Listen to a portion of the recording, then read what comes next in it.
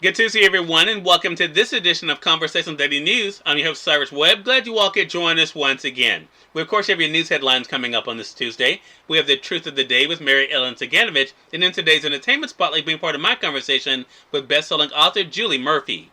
Enjoy today's program. For Conversations Daily News, I'm Cyrus WEbb with your Tuesday headlines. In national news, U.S. hits 70% vaccination rate a month late amid a surge. The U.S. on Monday finally reached President Joe Biden's goal of getting at least one COVID-19 shot into 70% of American adults, a month late and amid a fierce surge by the Delta variant that is swamping hospitals and leading to new mask rules and mandatory vaccinations around the country. In a major retreat in the Deep South, Louisiana ordered nearly everyone, vaccinated or not, to wear masks again in all indoor public settings, including schools and colleges. And other cities and states likewise moved to reinstate precautions to counter a crisis blamed on the fast-spreading variant and stubborn resistance to getting the vaccine. The Florida Medical Center chain reported an increase of over 140% in the past 2 weeks in the number of people now hospitalized with the virus. Biden had set a vaccination goal of 70% by the 4th of July. That figure was the low end of initial government estimates for what would be necessary to achieve herd immunity in the U.S., but that has been rendered insufficient by the highly contagious Delta variant, which has enabled the virus to come storming back. There was no celebration at the White House on Monday, nor a setting of a new target, as the administration instead struggles to overcome skepticism and outright hostility to the vaccine, especially in the South and other rural and conservative areas. The U.S. still has not hit the administration's other goal of fully vaccinating 165 million American adults by July the 4th. It is about 8.5 million short. New cases per day in the U.S. have increased sixfold over the past month to an average of nearly 80,000, a level not seen since mid-February. And deaths per day have climbed over the past 2 weeks from an average of 259 to 360. Those are still well below the 3,400 deaths and 250,000 cases per day seen during the worst of the outbreak in January, but some places around the country are watching caseloads reach their highest levels since the pandemic began. And nearly all deaths and serious illnesses now are in unvaccinated people. In more national news, $1 trillion infrastructure debate finally opens in Senate. Senate Majority Leader Chuck Schumer sought to speed up consideration of a nearly $1 trillion bipartisan infrastructure bill on Friday, promising that Democrats would work with Republicans to put together amendments. GOP senators cautioned that they needed time to digest the massive bill. Formally, the Infrastructure Investment and Jobs Act, the proposal clocked in at some 2,700 pages on late Sunday after a hurry-up-and-wait rare weekend session.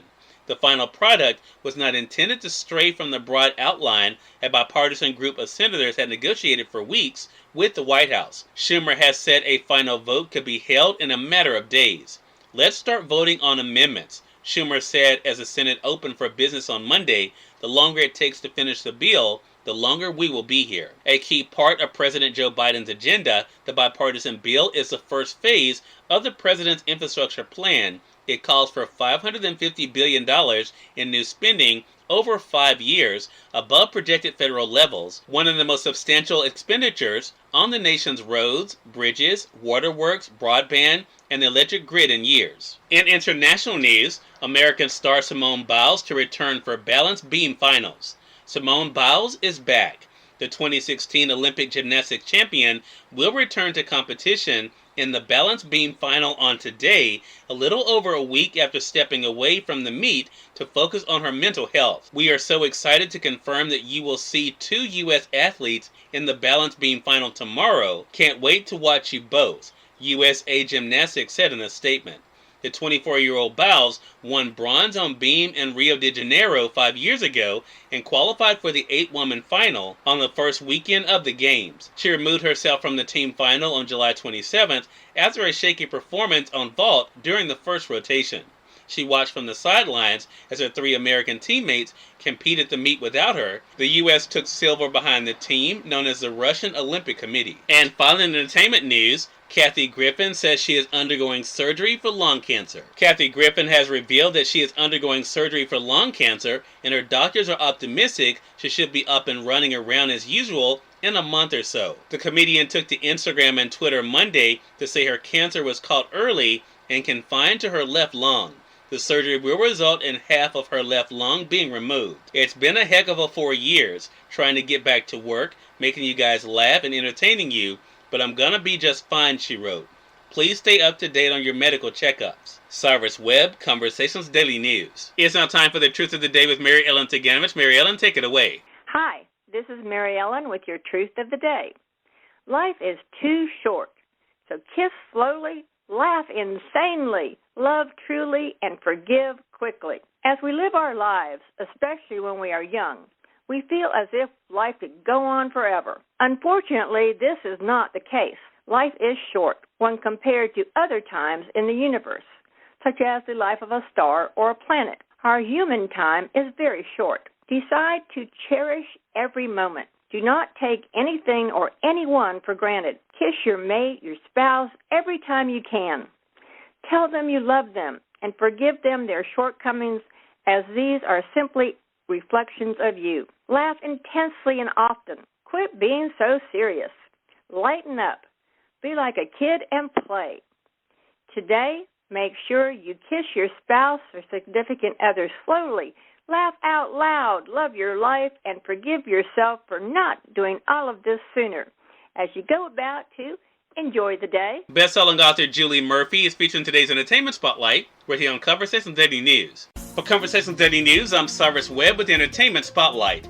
Best-selling author Julie Murphy joined me recently on Conversations Live, the radio show, to talk about her brand new book, If the Shoe Fits. Here's a bit of our conversation. As we're kind of going through this journey with Cindy, how does it feel, though, Julie, for you to be able to release this book to the world now? Yeah, it's really thrilling. What's so exciting about If the Shoe Fits is that it's a modern-day take on the classic Cinderella tale, told in sort of like romantic comedy form.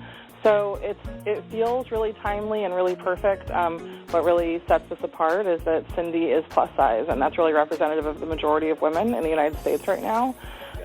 So it feels like just the right time. It's exciting. What I love about is that Cindy is someone who does not let people try to force her into something that she does not feel like is right for her. I love that great scene that you wrote in the book where she is, basically saying, to us, through her thoughts, that, hey, if you want me to be a part of this, you have to give me something that fits me. What was it like for you to give her that confidence and that assurance that she's kind of going throughout this journey? It's really natural for me. It's definitely a hallmark of all my books. I'm a deeply self-aware person, so I find that my characters take on that self-awareness as well. It's sort of innate in me and becomes innate in them. And I find it very empowering, too, for her to know exactly who she is and, not only ask for the people in her life to acknowledge it, but to also appreciate it. How did you first decide, Julie, that this is the kind of book you wanted to take? As you mentioned, kind of a take on the Cinderella story. How did this story first come to you? Well, I'm really fortunate in that this is a direct collaboration with Disney Books, and so they had this great idea to reimagine all of their princesses as, these modern-day women in romantic comedies. And when they approached me with this idea, they said, which of these princesses, these classic princesses, speak to you the most? And, although Cinderella is not the first Disney princess, she was always my first Disney princess. Cyrus WEbb, Conversations Daily News. We thank you all for tuning in to this edition of Conversations Daily News. We'll be back with you guys on tomorrow's more news, Truth of the Day with Mary Ellen Ciganovich, and of course your Entertainment Spotlight. Until then, I'm your host, Cyrus WEbb, saying as always, enjoy your day, enjoy your life, enjoy your world. Thank you all for choosing Conversations Daily News today. Let's make today amazing. Take care.